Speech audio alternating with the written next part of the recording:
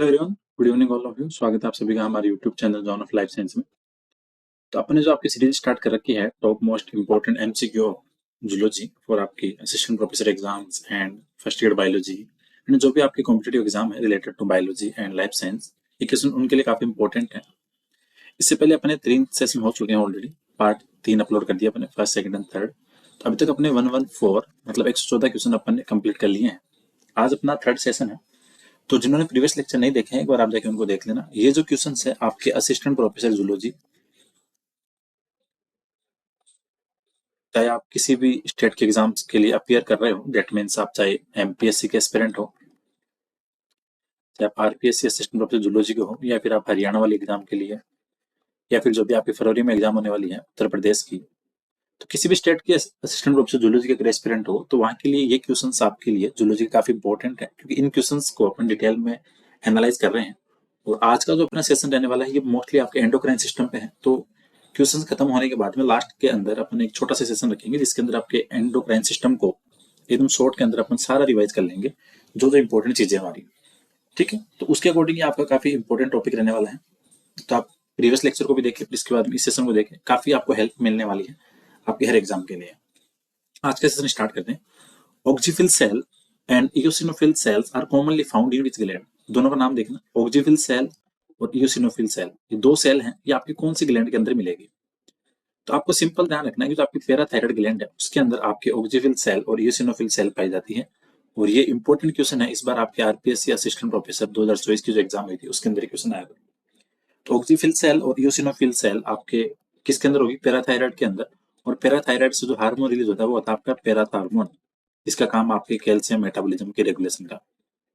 ठीक है, तो कैल्शियम के रेगुलेशन से रिलेटेड जो आपके हार्मोन है वो आपके पैराथार्मोन। और ऑक्सीफिल और इयोसिनोफिल सेल हैं वो कॉमनली आपको देखने को मिलेंगे पैराथायराइड में। So right answer option number 2। Which one stimulates reabsorption of water from kidney? आपकी किडनी से जो पानी को रीअब्जॉर्प्शन की क्रिया है उसके लिए कौन स्टिमुलेट करेगा? तो आपके पिट्यूटरी के अंदर आपके एक आता है एडिनोहाइपोफाइसिस, जो एंटीरियर पिट्यूटरी है। ठीक है, लास्ट में हम डिस्कस करेंगे। एक आता है आपके न्यूरोहाइपोफाइसिस। न्यूरोहाइपोफाइसिस से आपके दो हार्मोन रिलेट करते हैं। न्यूरोहाइपोफाइसिस आपके किसी भी प्रकार के हार्मोन का फॉर्मेशन नहीं करती है। ठीक है, ये क्या करेगी, आपके जो हार्मोन के पास आएंगे हाइपोथैलेमस से, ये सिर्फ उनको स्टोर करेगी। तो इसका मतलब ये कह सकते हैं कि न्यूरोहाइपोफाइसिस जो आपके पिट्यूटरी का पोस्टीरियर लोब है वो किसी प्रकार का हार्मोन बनाता नहीं है, वो सिर्फ आपके हार्मोन्स को रिसीव करेगा हाइपोथैलेमस से एंड उनको स्टोर करेगा एंड रिलीज करेगा। तो न्यूरोहाइपोफाइसिस एक तो आपके ऑक्सीटोसिन निकलेगा, फिर एक आपके वेसोप्रेसिन। ठीक है, दूसरी चीज, अगर इनके फंक्शंस की बात करें तो ऑक्सीटोसिन तो आपके जो यूट्रस की स्मूथ मसल्स हैं उनके कॉन्ट्रेक्शन के लिए, वेसोप्रेसिन का काम आपके वाटर रीअब्जॉर्प्शन का। ठीक है, अगर आपके वेसोप्रेसिन का लेवल कम हो जाएगा तो आपके यूरिन के साथ में पानी की मात्रा ज्यादा जाएगी। तो reabsorption of water from kidney will done by vasopressin hormone. So right answer option number C. Sorry, B. अगला क्वेश्चन आपके non glandular flap of connective tissue isthmus is related to. ये बोल रहा है कि जो नॉन ग्लैंडुलर कनेक्टिव टिश्यू है जिसका नाम आपके इस्थमस, ये किस ग्लैंड से रिलेटेड है? तो अपन जब भी थायराइड ग्लैंड पढ़ते हैं तो अपन ये बोलते हैं कि बाइलोब्ड है। अब कॉमन सी बात है, बाइलोब्ड है दैट मींस इसके दो लोब हैं। और इन दो लोब को कनेक्ट करने के लिए जो आपके कनेक्टिव टिश्यू आता है काम में, वो आपका इस्थमस। तो इस्थमस का ध्यान रखो, सिंपल सा है कि आपके जो थायराइड ग्लैंड के दोनों लोब्स हैं उनको आपस में कनेक्ट करने का काम करेगा आपके isthmus. So right answer option number A. अगला है which gland are only gland that have property to store hormone in its inactive state? Question देखना कितना इंपॉर्टेंट है कि ऐसी कौन सी ग्लैंड है जो अपने इस फीचर के लिए जानी जाती है कि वो आपके हार्मोन को इनएक्टिव स्टेट के अंदर भी, स्टेज के अंदर भी उनको स्टोर रखती है। तो सिर्फ एक ग्लैंड ऐसी आपकी थायराइड ग्लैंड। और दूसरी चीज को ध्यान रखो, थायराइड के लिए लार्जेस्ट एंडोक्राइन ऑफ बॉडी। ठीक है, तो लार्जेस्ट एंडोक्राइन कौन सी? Thyroid gland. थायराइड के साथ में हार्मोन कौन सा रिलीज होगा? एक तो थायरोक्सिन जो होगा आपके फोलिकुलर सेल से, इसी के साथ में एक और होगा आपके कैल्सिटोनिन जो होगा आपके थायराइड की पैराफोलिकुलर सेल से। तो ऐसी थायराइड ग्लैंड ऐसी है जो आपके हार्मोन्स को इनएक्टिव स्टेट के अंदर स्टोर रखेगी। So right answer option number A. अगला क्वेश्चन है 120, which one is not a example of hypothyroidism? Hypothyroidism का आपको एग्जांपल बताना है। हाइपो का मतलब अगर आपके थायराइड ग्रंथि से होने वाले हार्मोन थायरोक्सिन का सीक्रेशन कम हो रहा है, दैट मीन्स अपन उसको बोलेंगे हाइपो। हाइपर का मतलब अगर हार्मोन ज्यादा रिलीज होता है। तो देखो आपके simple goitre, cretinism and myxoedema, these all are hypothyroidism effect. Exophthalmic goitre है ये आपके hyper effect. So right answer क्या होगा? Option number D. Exophthalmic goitre is not a example of hypothyroidism, is example of hyperthyroidism. So right answer option number D. अगला question आपके salt retaining hormone. ऐसा कौन सा हार्मोन है जो आपको सोडियम को रिटेंस करने के अंदर काम आएगा? तो आपको ध्यान रखना है कि जो मिनरलोकोर्टिकोइड के अंदर एल्डोस्टेरोन है, मिनरलोकोर्टिकोइड्स जो आपका एल्डोस्टेरोन है, इसका काम आपके साल्ट रिटेन करने का। सो राइट आंसर क्या होगा आपके? तो आप ये कह सकते हो कि रीअब्जॉर्प्शन सोडियम है उसका काम कौन करेगा? आपके aldosterone. So right answer option number C. अगला क्वेश्चन है hormone use for immunosuppressive and transplantation of organ. तो कहने का मतलब ये है कि आपके इम्यून एक्शन के टाइम पे या फिर आपके ऑर्गन्स को ट्रांसप्लांट करने के टाइम पे कौन सा हार्मोन काम आता है? और इसके साथ में एक और वर्ड ऐड कर दो, एंटी इंफ्लामेटरी भी कर सकते हो।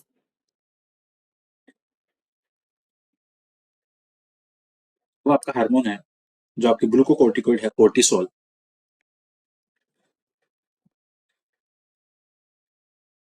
ठीक है, कोर्टिसोल यहाँ पे आपका काम आता है इम्यूनोसप्रेसिव और ऑर्गन ट्रांसप्लांट में। और दूसरी चीज, इसको एक नाम और बोलते हैं life saving hormone. So right answer option number B. अगला क्वेश्चन आपके corpuscles of Hassall is related to. जो आपके कॉर्पल्स ऑफ हेजल्स है वो आपको किसके साथ मिलेंगे? जैसे कौन सी ग्लैंड है जहाँ पे आपको ये कॉर्पल्स ऑफ हेजल देखने को मिलेंगे? तो आपकी जो थाइमस ग्लैंड है उसके ऊपर छोटे लोब्यूल्स होते हैं कुछ लिम्फोसाइट के, उनको बोलते हैं आपके corpuscles of hazel. So right answer option number D. ठीक है, और थाइमस का मेन काम क्या होता है? सेल मीडिएटेड इम्यूनिटी के लिए।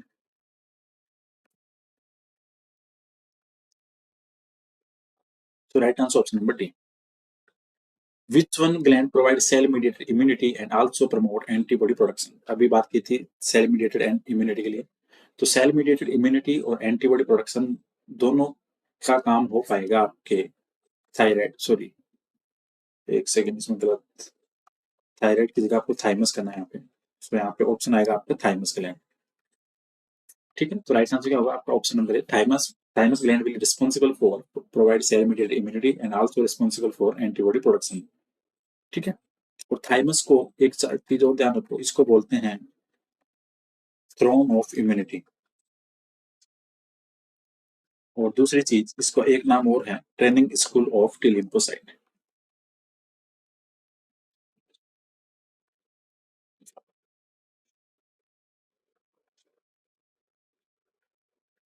So right answer option number A, thymus. Atrial natriuretic factor is secreted from. तो आपको जो एएनएफ है इसका सीक्रेशन कहाँ से होता है? तो एएनएफ का जो सीक्रेशन है वो होता है आपके हार्ट से। ठीक है, और इसका काम क्या होता है? जो आपके ब्लड प्रेशर बढ़ता है तो उसको डिक्रीज करने का काम करता है। और क्या करेगा ये? वेसोडायलेशन की प्रोसेस। और वेसोडायलेशन जैसे क्या होगा? आपका ब्लड प्रेशर डिक्रीज होगा, बीपी डाउन हो जाएगी। So right answer option number C, atrial natriuretic factor, that means ANF, is released from heart and this will responsible for cause vasodilation in the condition of when BP will be high. So right answer option number C। 126 है forces gland. Forces gland अपन बोलते हैं किसको? Adrenal gland को। और 4S का मतलब यहाँ पे आ रहा है आपके, एक तो शुगर मेटाबॉलिज्म, ठीक है, साल्ट रिटेनिंग, सोडियम का एब्जॉर्प्शन करना, स्ट्रेस एक्शंस के टाइम पे, और आपके सेक्स हार्मोन्स के लिए। ठीक है, जो आपके दो नाटोकोर्टिकोइड्स हैं। So adrenal gland will known for 4S gland. So right answer option number C। Which one is not a gastrointestinal tract hormone? Gastrointestinal tract का मतलब जो आपके हार्मोन्स हैं जो आपके एलिमेंट्री कैनाल के किसी पार्ट से रिलीज होते हैं। तो जो आपकी जो गैस्ट्रिक ग्लैंड्स हैं वहां से आपके गैस्ट्रिन का सीक्रेशन होगा। ठीक है, जिसका काम आपके एचसीएल के सीक्रेशन को स्टिमुलेट करना। सिक्रेटिन का काम आपके पेनक्रियाट सीक्रेशन को इंक्रीज करना। और सीसी का काम आपके गॉल ब्लैडर के कॉन्ट्रेक्शन का। सो तीन तो आपके गैस्ट्रो इंटेस्टाइनल हार्मोन।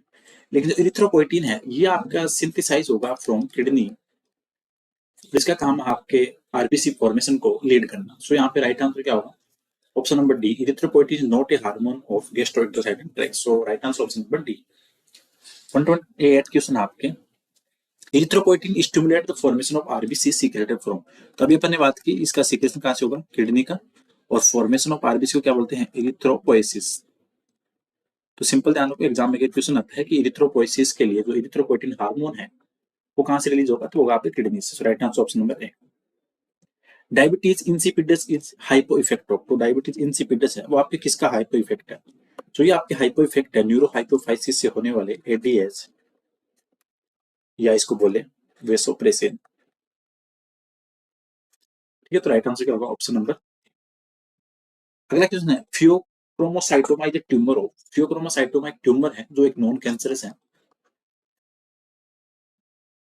और इसका ये किसके अंदर होगी, आपके एड्रिनल मेडुला के अंदर जो ट्यूमर पाई जाती है इसको बोलते हैं फियोसाइटोक्रोमा। So right answer option number B. Role of testosterone. तो टेस्टोस्टेरोन के लिए सेक्सुअल बिहेवियर के लिए रिस्पॉन्सिबल है, आपके स्पर्म मैच्योरेशन के लिए, सेकेंडरी सेक्सुअल कैरेक्टर्स के लिए, एंड प्रोटीन मेटाबॉलिज्म के लिए। So right answer will be all of these. सारे के सारे आपके फंक्शन है टेस्टोस्टेरोन के। सो राइट आंसर यहाँ पे क्या होगा, ऑप्शन नंबर ए। अगला क्वेश्चन है इसके बाद में आपका, progesterone is dash dash dash carbon compound steroid. तो आपका प्रोजेस्टेरोन है स्टेरॉइडल हार्मोन है, तो कितने कार्बन का है, तो ये होता है आपके 21 कार्बन का। और प्रोजेस्टेरोन का जो प्रीकर्सर होता है, इसको भी ध्यान रखो, ये क्वेश्चन आता है आपके एग्जाम में, इसका जो प्रीकर्सर है वो होता है आपके प्रीजिनेलोन। तो प्रीजिनेलोन जो है वो आपके प्रीकर्सर किसका है, प्रोजेस्टेरोन हार्मोन का। और प्रोजेस्टेरोन हार्मोन कितने कार्बन कंपाउंड का होगा, आपके 21 का। तो ये आपको ध्यान रखना है, यहाँ से क्वेश्चन बन जाता है एग्जाम के अंदर। सिंपल सिंपल सी बातें हैं लेकिन इंपॉर्टेंट है यहाँ से। सो राइट आंसर क्या होगा, option number B. Beta estradiol, estrone and estriol is a type of. ये सारे के सारे क्या टाइप है, तो ये सारे के सारे आपके बेसिकली टाइप है किसके अंदर, आपके एस्ट्रोजन हार्मोन्स के। So right answer option number B. Function of thyroid hormone. तो थायराइड हार्मोन आपका बीएमआर इंक्रीज करेगा, basal metabolic rate, oxygen uptake बढ़ाएगा। टेडपोल के अंदर मेटामॉर्फोसिस, ये तो ध्यान रखना हमेशा, ये क्वेश्चन आता है कई बार। क्वेश्चन क्या आता है कि जो टेडपोल का मेटामॉर्फोसिस है किस हार्मोन की वजह से रुक जाता है, तो आपका आंसर होता है thyroid, thyroxine. So that means all of these are correct. BMR बढ़ाएगा, ऑक्सीजन अपटेक बढ़ाएगा, और टेडपोल मेटामॉर्फोसिस के लिए रिस्पॉन्सिबल है। So right answer option number D. 135 है, gigantism and dwarfism disorder of. तो जाइगेंटिज्म और जो आपके ड्वार्फिज्म है ये किसके डिसऑर्डर हैं, तो जाइगेंटिज्म और आपके जो ड्वार्फिज्म कंडीशंस हैं ये आपके रिलेट करेगी पिट्यूटरी ग्लैंड से। ठीक है, राइट आंसर क्या होगा आपका, पिट्यूटरी ग्लैंड। क्योंकि आपके जाइगेंटिज्म तो क्या है, हाइपर सिक्रेशन ऑफ सोमेटोट्रोपिन, और आपके जो ड्वार्फिज्म है वो आपके कौन सी कंडीशन होगी, वो होगी आपके हाइपो।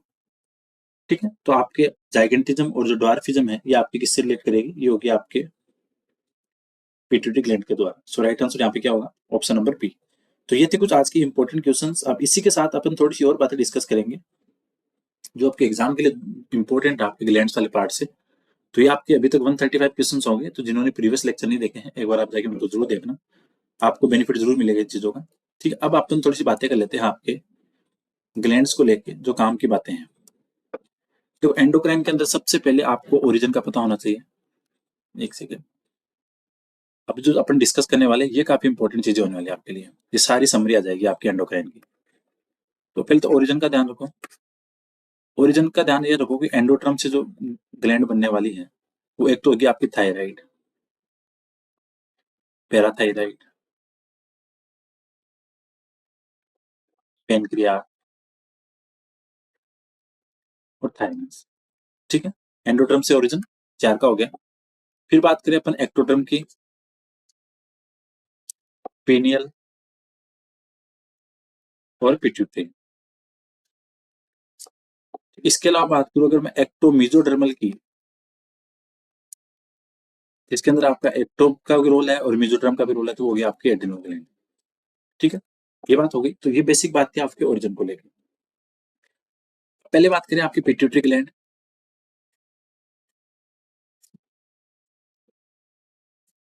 पिट्यूटरी ग्लैंड के आपके पास दो भाग हैं। एंटीरियर लोब को बोलते हैं अपन एडिनो हाइपोफाइसिस। ये कौन सा भाग हो गया, एंटीरियर।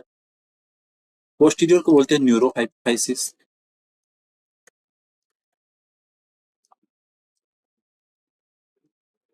तो ये सिंपल सिंपल सी चीजें हैं, थोड़ी चीजों का ध्यान रखना पड़ेगा, तो एग्जाम के अंदर आपके क्वेश्चन आता है। एडिनो के से जो हार्मोन रिलीज होते हैं आपके एंटीरियर पिट्यूटरी से, एक तो उसके अंदर आ गया आपको ग्रोथ हार्मोन, जिसको बोलते हैं सोमेटोट्रोपिक, एसटीएच। ठीक है, ये सिंपल सिंपल सी बातें थोड़ी ध्यान रखें। और इसके अलावा और बात करें अपने यहाँ पे, एसटीएच हो गया, फिर इसके बाद में आपका टीएसएच, थायराइड स्टिमुलेटिंग हार्मोन, फिर आपका एसीटीएच, एडिनोकोर्टिकोट्रोपिक हार्मोन, फिर आगे आपका एफएसएच, फॉलिकुलर स्टिमुलेटिंग हार्मोन, फिर आगे आपका एलएच, ल्यूटिनाइजिंग हार्मोन, फिर आपका आईसीएचएच, इंडस्ट्रियल सेल स्टिमुलेटिंग हार्मोन, जो रिस्पॉन्सिबल आपके टेस्टोस्टेरोन के लिए। ठीक है, इसके अलावा फिर आपके प्रोलेक्टिन है, रिलीजिंग हार्मोन। ठीक है, और फिर आपके एक आता है एमएसएच, मेलानोसाइट स्टिमुलेटिंग हार्मोन। तो ये आपके एंटीरियर पिट्यूटरी के हैं। अगर सिंपल में ये कहूँ, एक चीज और ध्यान रखो यहाँ पे, न्यूरोहाइपोफाइसिस से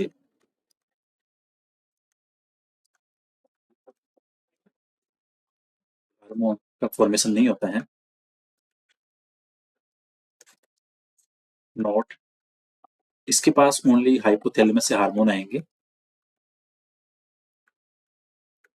और ये क्या करेगी, स्टोर और रिलीज। सो न्यूरोहाइपोफाइसिस ओनली क्या करेगी, स्टोर और रिलीज, ये आपको ध्यान रखना है। और न्यूरोहाइपोफाइसिस के जो हार्मोन है वो कौन से हैं, एक तो ऑक्सीटोसिन और वेसोप्रेसिन। वेसोप्रेसिन की अगर कमी होगी, तो अभी देख लेते हैं एक बार। पिट्यूटरी का आपको ध्यान रखना है, जो डिजीज है, एक तो जाइगेंटिज्म है, एक एक्रोमेगेली है। ठीक है, ये छोटी छोटी चीजें हैं जहां से आपको ध्यान रखना है। तो पिट्यूटरी के डिसऑर्डर की बात करें, हाइपो की बात करें आपके, तो एक तो ड्वार्फिज्म आपकी, इसका ध्यान रखना है आपको। ठीक है, हाइपर की बात करें, एक तो एक्रोमेगेली है और जाइगेंटिज्म है। ठीक है, तो ये बातें हो गई किसकी, आपके हाइपर हाइपर पिट्यूटरी। और सिमिलर अगर एक और चांस रखो साथ में, डायबिटीज इंसिपिडस, इसका रिलेशन आपके हाइपो सीक्रेशन ऑफ एडीएच। ठीक है, तो ये आपको ध्यान रखना है कि जो आपको वेसोप्रेसिन के अंदर हार्मोन कम रिलीज होगा, तो उस कंडीशन के अंदर जो आपकी डिजीज होगी वो कौन सी होगी, आपके डायबिटीज इंसिपिडस, जिसके अंदर आपकी वाटर है वो यूरिन के साथ में ज्यादा एक्सक्रीट होता रहेगा। दूसरी चीज एक और ध्यान रखो, अगर लेबर पेन की बात कर रहा है, ठीक है, और कॉन्ट्रेक्शन इन यूटेराइन वॉल,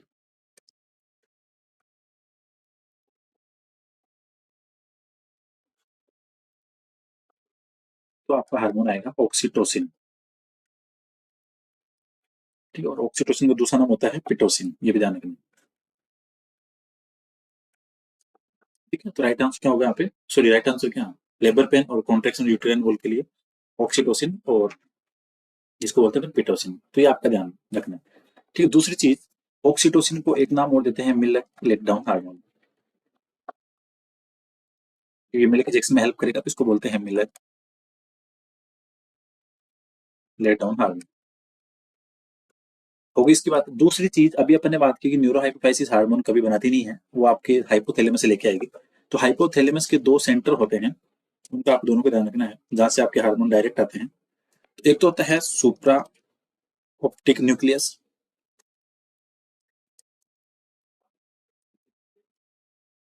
और एक होता है आपके पेरावेंट्रिकुलर न्यूक्लियस।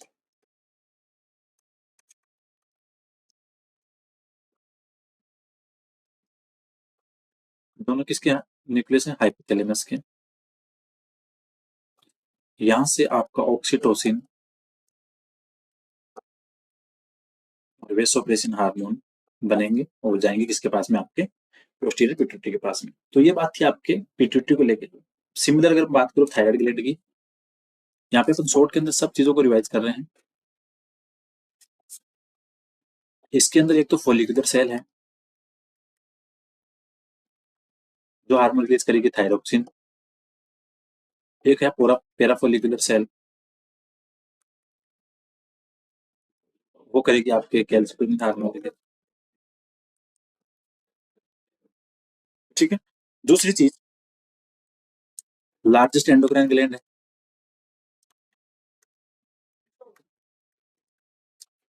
दूसरी चीज स्टोर इनएक्टिव हार्मोन।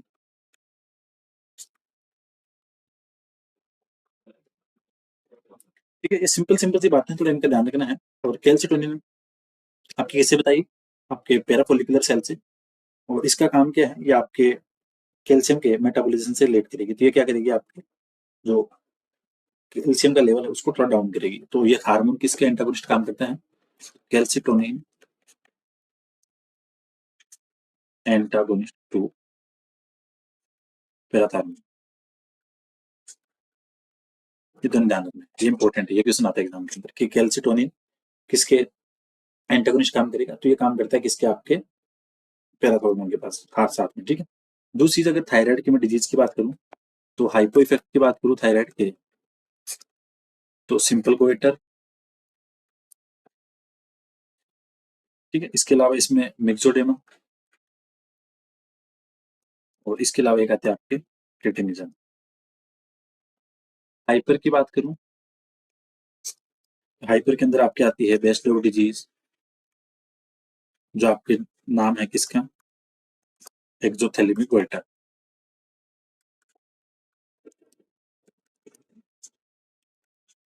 ठीक है, सिंपल सिंपल सी बातें हैं, थोड़ा इनका ध्यान रखना है। इसके बाद में अगर अगली ग्लैंड की बात करें, तो पैराथायराइड ग्लैंड।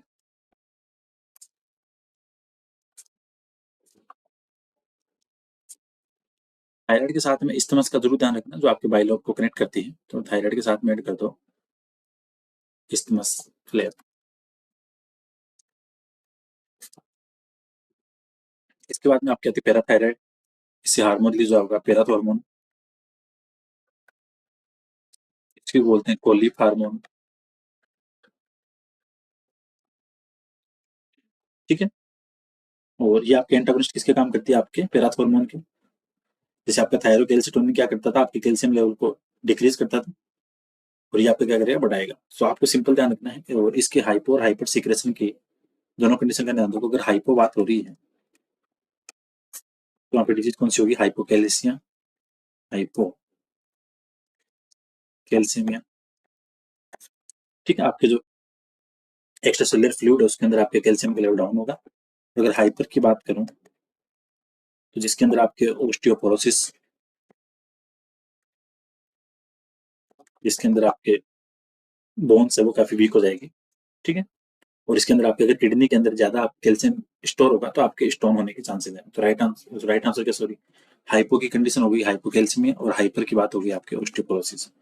तो ये ध्यान रखना है। इसके बाद फिर आती है आपकी एड्रिनल। एड्रिनल में दो कंडीशन है, कोर्टेक्स और मेडुला।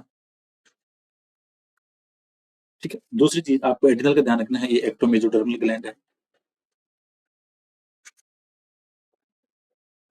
कोर्टेक्स के अंदर आपको तीन वॉल दिखेंगी, अलग अलग लेयर है इसकी।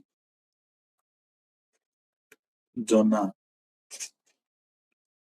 ग्लोमेरुलोसा, जोना रेटिकुलेरिस, सॉरी जोना फेसिकुलेटा, जोना रेटिकुलेरिस। ठीक है। जोना, जो आपकी ग्लोमेरुलोसा है, वहां से रिलीज होगा आपका मिनरलोकोर्टिकोइड। मिनरलोकोर्टिकोइड कौन होता है? एल्डोस्टेरोन। फेसिकुलेटा से आपका रिलीज होगा कोर्टिकोइड्स, सॉरी ग्लूकोकोर्टिकोइड, जो आपका कोर्टिसोल। और रेटिकुलेरिस से होंगे आपके sex hormones release. Simple simple इतनी बात है, आपको ये सब ध्यान रखना है। दूसरी चीज यहाँ पे थोड़ी सी जो चीजें अगर ऐड करनी हो आपको, तो जो एग्जाम के इंपॉर्टेंट है, एक तो ध्यान रखो आपके salt retaining hormone,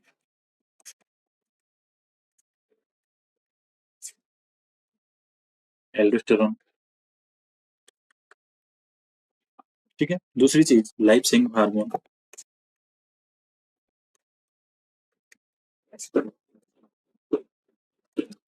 cortisol. Cortisol को एज यूज करेंगे एंटी इंफ्लेमेटरी इफेक्ट। ठीक है। और इम्यूनोसप्रेसिव। ठीक है। Organ transplantation. तो ये इंपॉर्टेंट चीजें आपके किसके लिए? एडमिन कोर्टेक्स के लिए। मेडुला की बात करें, तो मेडुला के अंदर आपके जो हार्मोन्स उनको बोलते हैं कैटेकोलामिन। और कैटेकोलामिन में क्या आते हैं आपके एड्रेनलिन और नोर एड्रेनलिन। ठीक है, आपको ध्यान रखना जिसको बोलते हैं आपके इमरजेंसी हार्मोन्स। ये आपको चीजों का ध्यान रखना जहाँ से आपके एग्जाम में क्वेश्चन बनते हैं। एड्रिनल की हाइपर कंडीशन की बात करें, अगर आपके एड्रिनल हार्मोन कम रिलीज हो रहा है तो आपकी डिजीज होती है एडिशन डिजीज।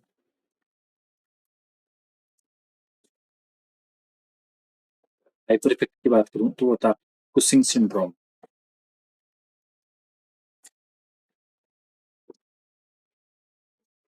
दूसरी चीज फिर आती है आपके थाइमस ग्लैंड।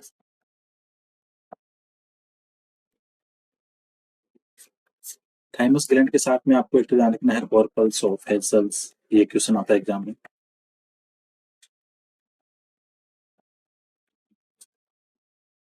ठीक है, हार्मोन रिलीज कौन सा होगा, थाइमोसिन। और काम क्या है थाइमस का, provide cell mediated immunity, antibody production.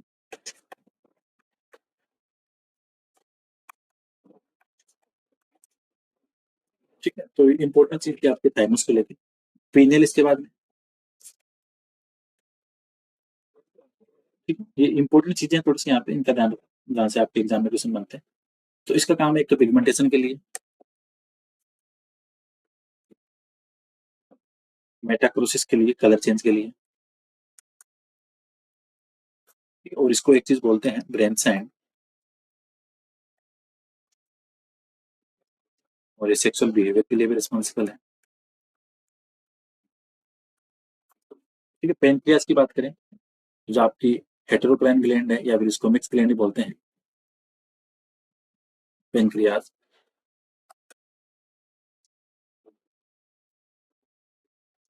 Mix gland that means इसका एंडोक्राइन एंजल भी है और आपका एक्सोक्राइन भी। ठीक है, अल्फा सेल्स हैं। अल्फा सेल से ग्लूकागोन, बीटा सेल से इंसुलिन, डेल्टा सेल से सोमेटोस्टेनिन, और एफ सेल से पेनक्रियाटिक पॉलीपेप्टाइड। ये चार आपके हार्मोन रिलीज होंगे आपके पेनक्रियास में। तो इंपॉर्टेंट है, तो इनका ध्यान रखना, वह काम में आती है। इंसुलिन आपके 51 अमीनो एसिड से मिलकर बनता है। 51 अमीनो एसिड, जिसके अंदर आपके अल्फा चेन में होंगे 21 और बीटा के अंदर होंगे आपके कितने 13। तो ये इंपॉर्टेंट चीज थी आपकी किसके लिए, पेनक्रियास के लिए। इसके बाद में आपके कुछ गैस्ट्रो इंटेस्टाइनल हार्मोन्स हैं, इनका ध्यान रखो।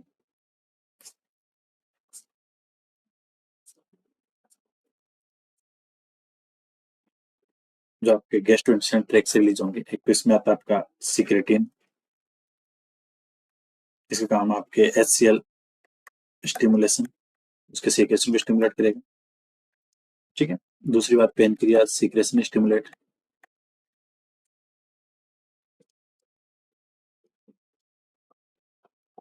क्या था आपके गैस्ट्रिन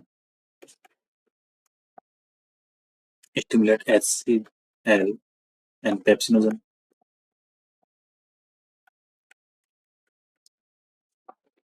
फिर आता है आपके CCK contraction of gall bladder. ये इंपॉर्टेंट है, ये क्वेश्चन आता है कि गॉल ब्लैडर के कॉन्ट्रैक्शन के रिस्पॉन्सिबल तो आपका CCK। ठीक है, फिर एक आता है आपके GIP, इनहिबिटरी हार्मोन है। ठीक है, इसके अलावा फिर आपका एक आता है ANF, एट्री नेट्रियूरेटिक फैक्टर। रिलीज कहाँ से होगा, हार्ट से। काम क्या है इसका, वेसोडायलेशन का। वेसोडायलेशन का rate means blood pressure decrease करेगा। ठीक है, किडनी से एक हार्मोन होगा एरिथ्रोपोएटिन।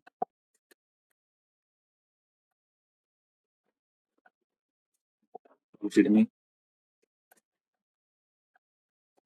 नाम क्या होगा इसका? Formation of RBC. तो ये थी बेसिक बेसिक सी बातें आपके एंडोक्राइन ग्लैंड से लेके, बाकी मैंने पहले वीडियो डाला हुआ है, ये तो क्वेश्चंस के साथ में थोड़ा समरी टाइप में डिस्कस कर लिए। आपके हर एग्जाम के लिए इंपॉर्टेंट सेशन है क्वेश्चंस को देखना, एंडोक्राइन वाली काफी चीजों को यहाँ पे कवर किया अपन ने, ठीक है, जहाँ पे आपके एग्जाम में क्वेश्चंस बनते हैं। तो होपफुली सेशन आपके लिए काफी इंपॉर्टेंट रहने वाला है, तो वीडियो को शेयर भी करना, लाइक भी करना, ठीक है, और कल मिलते हैं नेक्स्ट सेशन के साथ में। So thank you so much for watching this video, मिलते हैं नेक्स्ट क्लास में।